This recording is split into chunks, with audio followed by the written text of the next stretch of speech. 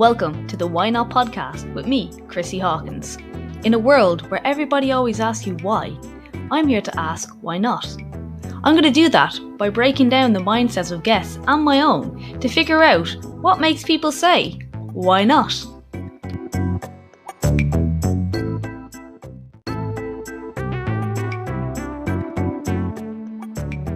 Okay, good evening, good afternoon, good night, wherever you are, wherever, whenever you are listening to this podcast. Today's episode, I'm talking all about why you can't reach your goal. And I talk really a lot about how consistency or different things that we are expecting doesn't really work, and you don't give yourself enough time to actually get the results. And yeah, so you know what? I'm going to let you guys either sit back and relax and walk and listen, and the podcast will explain itself. So I hope you enjoy this week's episode on why I can't get to my goal, or why can't I get to the weight I want. Which way am I going to call it? Hello. Welcome back to Why Not. So today I'm going to talk about the reason you can't get your goal, if that's a fat loss goal, or it generally is. There is a couple of things that lead to this, and I know I've spoken before about talking about how sometimes we don't even have a goal. So like, you can't really reach a goal if you don't have a specific one. So if you don't have like say for instance, a dress that you want to fit into, or a weight you want to get to, or a certain like leanness or whatever, like if you don't have a specific goal, you're not going to get it. It's going to be very hard to get there. But the other thing that we really lack when it comes to things like this is consistency. And consistency is really going to be the difference between whether or not you get where you want to be. So I know we've all been there. We decide we want to lose weight, we go all gung-ho, we sign up for the program, we go on a diet, we go hell for leather, and then at the end of the week or the end of the month, January is a really good time to take it. By basically everyone joins the gym in January. They expect to go 5-6 days a week and not eat, and then by the end of January they've all dropped off because they're bollocksed and they're hungry and they're fed up with a boring diet where they can't have any fun. And January is miserable enough, so why would they want to continue that into February? Now, how many people do this all the time? You normally see another influx again coming up to summer, because summer holidays, September is like second January in the gyms. You see it all again, everyone's back. Part of that's due, like, over summer we don't have the kids, we have to look after them, and then when it comes back to winter, they're all back in school and there's more of a routine. But it's not always just that. It's like, one of the real things I notice is like, you want this to happen so quickly, and you want it to happen like, yesterday if possible. You feel like you should get that in 4 weeks. You do a 4-week transformation and you should be golden. And when you don't get that in 4 weeks, you stop, which is a little bit ridiculous when you think about it, because if you are carrying extra body fat, it didn't come on in 4 weeks. It came on over time, or 10-day drop a dress size. It's not very plausible. You can drop a dress size maybe in 4 to 6 weeks, but like, these things we see in the media is never going to happen, and not healthy and sustainably anyway. You'll probably have the dress size back on in 2 weeks. But another thing that we really seem to do is we confuse fat and weight as one thing. So I have literally had clients being like, oh my god, I gained half a pound since yesterday, or what happens if I don't lose this way? I can't eat rice because I gained weight from eating rice. That was a conversation I had with someone before. And the thing is, your weight will fluctuate through the day. I'm sure you've heard this before, and yet you're standing on the scales and feeling shit when your weight goes up. But actually, someone I follow, Ben Carpenter, did a thing the other day, and he literally weighed himself first thing in the morning, weighed himself after he went to the toilet, and weighed himself after drinking a litre or two of water or something. He drank a lot of water in the time, and he fluctuated by 3 pounds each time. So this shows you like how quickly your weight fluctuates, and that's over the course of 20 minutes, I'd say, recording in the morning. Now think about that, like you wake up in the morning, obviously, well, you're going to weigh your least, unless you need to go to the toilet. After you go to the toilet, you will weigh your least, and then you're going to have food, and food has weight and mass, and that's now going to go into your stomach, and that's going to add to your weight. The more food you eat through the day, now you will be digesting some of it and it'll get smaller, but that's going to add to your weight. So if you weigh yourself first thing in the morning and last thing at night, you're going to have two different weights. So of course you've gained weight in that time, but that's not your constant. Another thing with girls, we gain weight, we hold water weight on our time of the month. This happens. You can see it in your body every month. I don't know about you guys, but I have done it. Like, and I've been like, oh my god, why do I look so bloated? Why do I look terrible? And you're beating yourself up about it, and then you look at yourself a week later when it's past and your stomach's flat again, or you look less heavy, and you could actually weigh and see the difference. So we need to stop obsessing about weight and weight targets. Now, there is nothing wrong with having certain weight targets. Make sure they're realistic. Like, there's no point saying you want to be, say, 50 kilos if you're like 5'10". I'm sure you can be, but you'll be very, very thin and gaunt.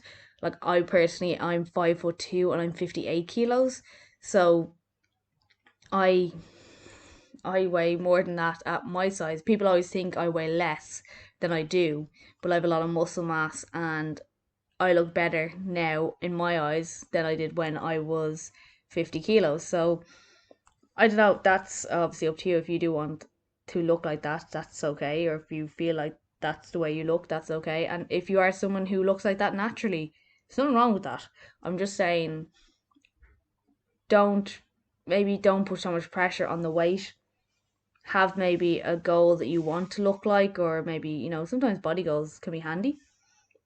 Now, the thing is with that, like, we're so obsessed on weight and your what you want to lose in a certain amount of time. This brings you into an obsessive mode like that. Like I said, someone saying they ate a bit of rice, or you think you can't eat certain foods, so or you'll gain weight. And there's so many foods that have been demonized. There's so many different foods. I actually commented on a post recently on TikTok, and had someone screenshot my comment and reply with a video of fat burning foods. Heads up, fat burning foods don't exist. All the foods that were put up there were foods that would make you feel fuller for longer and less likely to eat more food.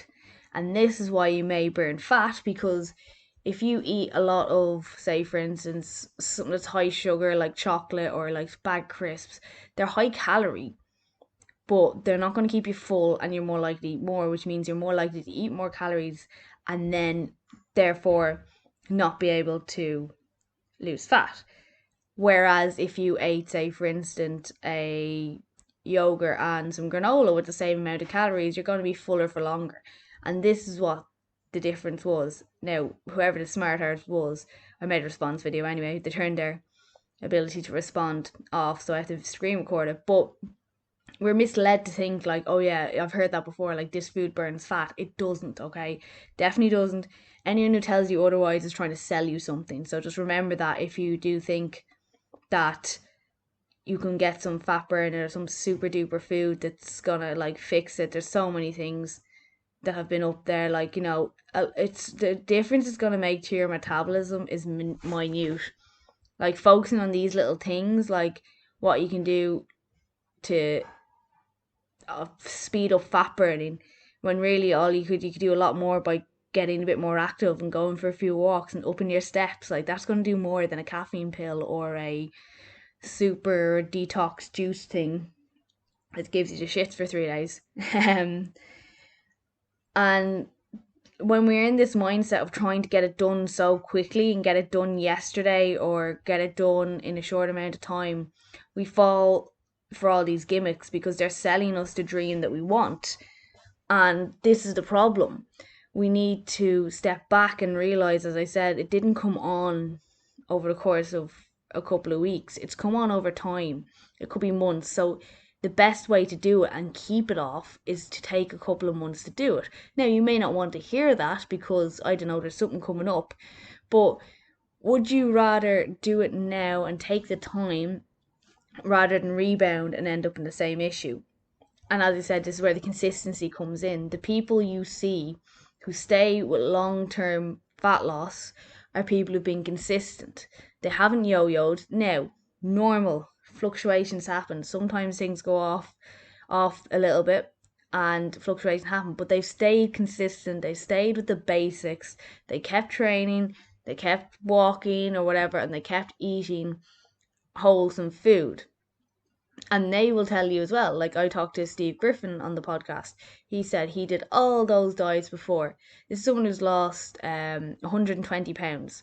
So he now is in very good shape, like, and he trains and he walks and he does really basic things, and that's what got him there. The shake diets got him nowhere. The Slim World, whatever, he didn't, I don't know if he did Slim World. Anyway, they didn't get him anywhere.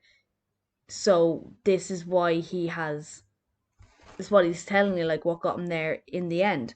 And the problem with doing it this way is it's really boring and it takes time and it takes effort, and the new shiny objects look so much better, but in the long term they don't actually work, because if the new shiny object worked, you wouldn't be going to the next new shiny object. So we have to remember that as well. And when we end up on these next new shiny object diet where you are so hyper focused on not being able to eat stuff and having to make these training sessions, the thing is, when it goes wrong, that's when it's really easy for it to go out the window, because this is the thing, life happens, right? So there will be days where it's not perfect, and even if you're on a short 8, maybe 6, 8 week transformation, it may go south one day. You may not have a perfect week, you may have something that just goes wrong, and that's fine. But what's more likely now is you're just going to go, fuck it, just throw it out the window, eat everything around you, give up, and then you stop as well. Like, you mightn't even complete this challenge because, well, I ruined it. What's the point? And this is where it becomes dangerous. And not dangerous, but we have these repeated cycles of taking on challenges, maybe not getting them done, and you never get results out of them, but you never finish them. But it's probably the challenger's fault, not you. You need to take the responsibility here that you've probably gone too gung ho from the start, and that's why now you believe that these don't work from you. But the thing is, like, yeah, they probably don't work from you because it's too extreme, but also, if you've not finished it, how do you know it works? Now, that's probably going to annoy some people, but I do not agree with the extreme diets. But if you've never completed one, how do you know it doesn't work? And, like, being aware that nothing in life is perfect, and being able to account for other things, like, say for instance, if you really really want to, you can plan for that night out, or you can plan for that going away. If you want to stay within a certain calorie, or you want to make sure you don't go off the deep end, you can plan for that.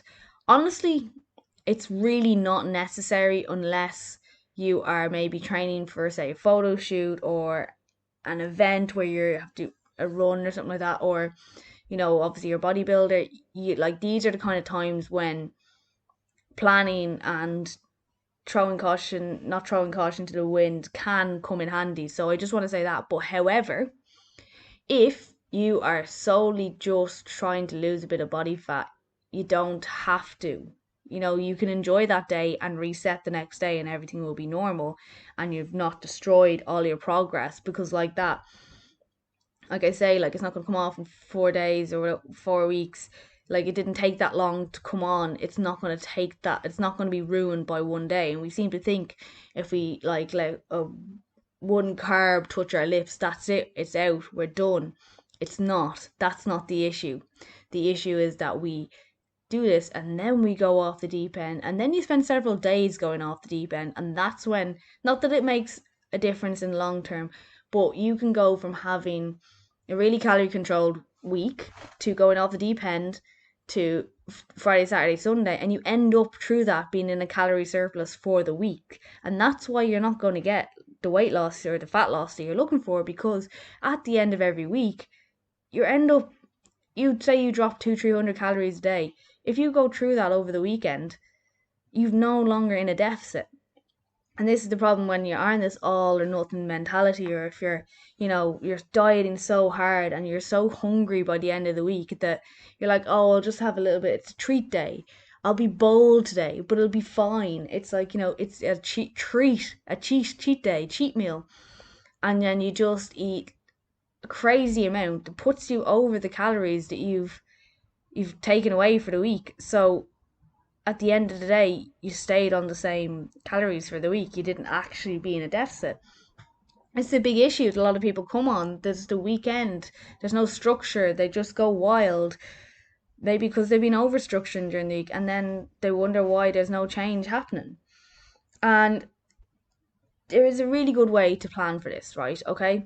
So I'm going to put an example of what I'm doing now, because I'm in the middle of an 8-week challenge that I've decided to go with. I'm not taking it as seriously as some people because I know a little bit better about how my body works and the calories. Okay. And I'm seeing people commenting constantly being like obsessing over little things, like having a slice of tomato. That's not going to be the issue. It's the binge you end up having because you didn't have that slice of tomato. Anyway, side rant. This is not my That's not my part to talk. I'm not a coach in that. Anyway, I'm going away for a couple of weeks next week. Actually, when this goes out, I'll be away. And I have two options. My options are stick to the plan or enjoy myself. And I can plan around going away. I have to train 5 days a week, so I plan around that. Easiest part here, planning. Instead of taking 2 days off the weekend, I'm going to train on Sunday. I'm going to train Sunday, Monday, Tuesday. I'm away Tuesday, Wednesday, Thursday. So I leave on Tuesday, train before I go. Wednesday, Thursday are the rest days. One day is a complete rest day. One day I'm supposed to do cardio. I will probably do some walking on Thursday, but I'm not going to go mad if I don't get the prescribed cardio. And then Friday, Saturday, I train and I take Sunday off because I'll start Monday to Friday for the following week. Easy. That's the easiest part. I blocked it off. I planned it. I'm going to write it down. I'm going to plan out to do some of the cardio before I go on Tuesday, so it's done. So I have the option to wander around and relax. And then I don't need to worry about it. Okay? Class. Brilliant. That's sorted. I have a plan. I have it written down. Now, when it comes to food, I'm not supposed to be drinking on this challenge. Well, I'm on holidays. I'm going to enjoy it. But I'm going to be smart about what I drink. I'm just going to drink gin and slimline tonic. I like gin anyway. Slimline tonic, lowest calorie option. Okay? Again, if I want, I might have a cocktail. I'll see. I might not. It depends on my humour. However, I have that planned in my head. I already know I'm going to drink these because they're a lower calorie option and I'm supposed to be sticking to a certain calorie plan. But I know already that that's not going to happen. I know I'm going to go over 100%. I already know that's going to happen. And I'm not upset about it. We've breakfast in the hotel when we're away. I can plan to have 2 nice high protein breakfasts. Perfect. Sorted. Lunch, let's see what happens when we're going. And dinner, we're going to have dinner out. And again, I'm not going to beat myself up about it. I have decided and I'm happy with that result. And that is my outcome. What I could do is go way stricter if I wanted to. I could plan, I could bring food with me, heat that up and have that and know exactly what my calories are. I could not drink and I could get out and do my cardio. But I don't care. I want to enjoy it. The 2 days I know in my head, the 2 days that I'm away are not going to make a massive difference to the 8 weeks of training that I'm doing. And the only thing I'm going to do by lying to myself and doing other words is going to stress me out. And I'm going to end up going off the deep end. So I planned in advance that I'm going to go off the deep end. I've given not off the deep end, but I've given myself permission to eat outside while I'm supposed to be because, as I said, this is my decision. I want to enjoy while I'm away and I don't want it to be ruling my whole life. And that is what I've put my plan in action. I have it all there, and now I know. What I could do, I said I could go harder, but basically, the issue we have sometimes is we go into these things and we're obsessed because we're on a diet and we haven't planned either way, and we've decided that kinda I might be okay, but I might not, or you mightn't decide at all, or you've convinced yourself you're going to be good, knowing full well you're not, and that's not going to happen. And this is where the issue comes. You just convince yourself that you're going to be good, even though you know you're not and you want to enjoy it. And then you decide, oh, you say, yeah, fine, I'll have a little bit there, or I'll do this, or not. And then you just go off the deep end. You're like, well, I've done it now, I've ruined it now, and I'll just keep going. And you're just like beating yourself up the whole time because you told yourself you were going to be good. And then you didn't listen to yourself and you weren't true to your word. And now you're like, oh, well, I've ruined everything. I may as well just continue ruining everything because I'm just a ruiner.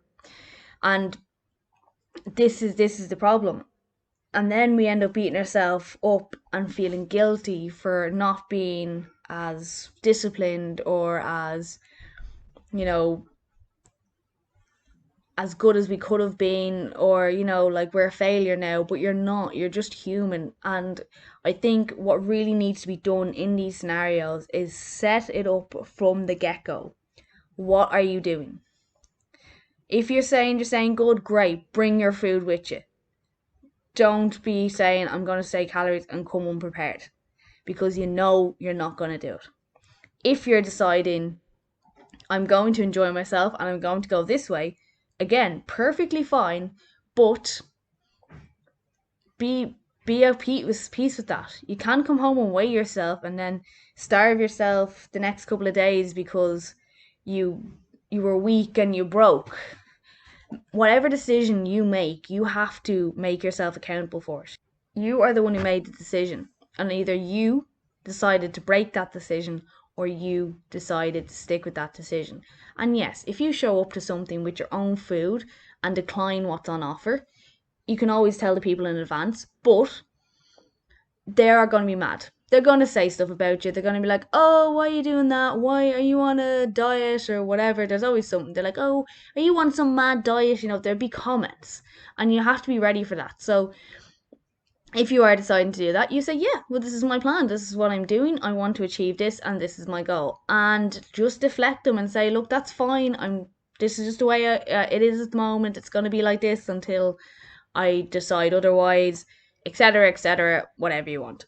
But again, it's your decision. You have to own the decision. Whichever way you go, you need to own that decision and take responsibility for that decision. There's no point making one decision, not following through, and then looking for sympathy the next day. Okay? It doesn't matter. In my case, I'm like, right, I'm going to do a little bit of medium, kind of keeping some planning true, because as I said, in the challenge I'm in, I kind of want to see how good I can get in this. But at the end of the day, spending time away for a couple of days with Peter is more important to me than calorie counting. And I can schedule my training around it, and I can get what I need done, and I can do whatever else either side, and that is fine. And that's okay with me, and I'm happy with that. And I will be happy with that. And I'm not going to change that now because I have that down. I'm going to write it down. I'm going to write it down in my diary that this is how it's going to go. And I've vocalized it now as well. So you'll probably see it all over my Instagram stories later when I'm on the gym, because it's coming out on Tuesday. Well, I'll be down first day. And with that, just so you know, that's what's happening. If you listen to this later, it'll probably be archive stories. But if you listen to this today, it comes out, or the week comes out, let you know I'm there and enjoying myself. And I've told you I'm enjoying myself. Now, one other thing that I really want to talk about, and I will be covering this a little bit more in depth with a guest in the following podcast. However, be very, very careful of who you're taking advice from, and I really want to say that, and I mean this in the best way possible. But I know with the whole way things influencers have gone, and how they're really big now, it's very easy for them to start peddling a workout plan or telling you this is the diet you should follow because it worked for them, and they will sell you a generic plan because it worked for them, but you are not them. You could be completely different body type, different shape, different whatever. So how do you know that's going to work for you? You can't be on the same calories as someone that you're a completely different shape to. It won't work well for you. And you may not be able to do the same level of intensity training as someone because they could be training for longer than you. They could have been a trainer for, or they could have been training for 10 years. You could be just the first time picking up a dumbbell today. So don't expect to be able to keep up the same intensity with them. So you need to be very, very careful with that. The advice some people give out, it's very just specific to themselves, and they they just think, oh, this works for me, it'll work for everybody, I'm going to package it up and sell it. Remember, just because someone has tens of thousands of followers or 100,000 followers doesn't mean they're giving you sound advice. There's plenty of people out there who aren't even qualified PTs who are selling programs off the back of a nice ass or a six pack. You don't want to be taking their advice unless they have a team of coaches with them. That's totally fine too. The coaches can help them program. But if this is a person who is just selling you stuff because they've got followers, because they're an influencer, be very, very wary of that. Now, I want to say as well, there's plenty of coaches out there who have tens of thousands of followers who are really, really good as well. And there's also plenty of coaches out there who may not have that many followers, but they are incredibly knowledgeable. So this is why it's very, very, it's a minefield, especially if you're not used to training, or you kind of want to start a fitness journey. It can be quite minefield trying to navigate the information. But just maybe look for people who are talking about sustainable, like long-term goals, not short-term goals. Consistency. I'm bringing that back up again. Let's have that word consistency. These are the people we want to be listening to. We don't want to be listening to people who are promising you to drop weight in a really extreme amount of time, who are saying like their program is what they did and it worked for them, and they're showing you just their transformations or whatever of themselves. These are the people we need to avoid. There's a bit of red flags, extreme dieting, anything that's going to cut out a full macronutrient group. That can be another thing that is really like red flaggy for the normal human being. Like, unless you are medically told you need to cut out anything, you don't need to cut out anything. This is the thing. There's a lot of extreme things where people are saying like you can't eat this, you can't eat that, and if they're telling you can't eat something, and unless you have a diagnosed reason, I see it probably a red flag that you don't need to listen to them. And by the way, I have no issue with like any of these like protein variations on different recipes. So like, protein cakes or protein whatever, anything that's a scoop of protein that's just gonna up your protein. That's okay. That's no issue. Like, at the end of the day, we all know that a protein muffin is not going to be as enjoyable as a real cake. Once you're aware of that and you're happy to proceed with that, that's fine. You enjoy that protein cake.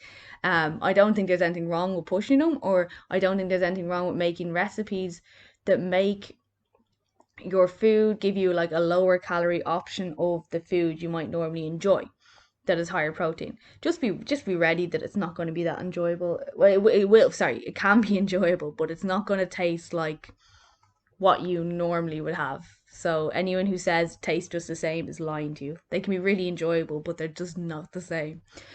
I just want to put that little side note. That was a little side rant. And yeah, I think with that, I am going to leave you guys because I think that's covered pretty much everything. Reasons why you're not getting your goal. A lot of it comes back to wanting to get it quicker than you can, not staying consistent, and just jumping on and off these challenges, or not that there's anything wrong with challenges, but like jumping on and off different diets and workout plans and never sticking to one long enough to find out what works for you is really, really important, because you need time to know what actually works for you and what can help you. And if you're constantly changing because you didn't get results as quick as you think you should, you're never going to know what works for you. So next time you're trying to take on one of these, my best advice to you is take something that's going to be slower paced. Don't try and do everything all at once. Try not to do it in January. There's no reason you can't start now. Don't write everything off till Christmas. You can start making changes before Christmas, and even then, through Christmas, you can enjoy the time, the craziness, the wildness, and it won't ruin everything that you've been doing since now. And then January, you already have a foundation before you step back into maybe training or, whatever else, your nutrition elements and stuff. And you're not going with the gung ho January brigade. Now, they're going to be a nightmare because they're going to have the whole place full and you won't be able to get anything done, but they'll be gone by February. They always are. The goal here is not be that January person, be that person who stays the whole way through the year and enjoys what they're doing and isn't miserable. So that's it, my little power talk. Thanks everyone who listens to this again. Please do hit me up if you have any questions, any topics you want me to cover. Anyone who would like to come on the podcast, feel free to give me a message as well.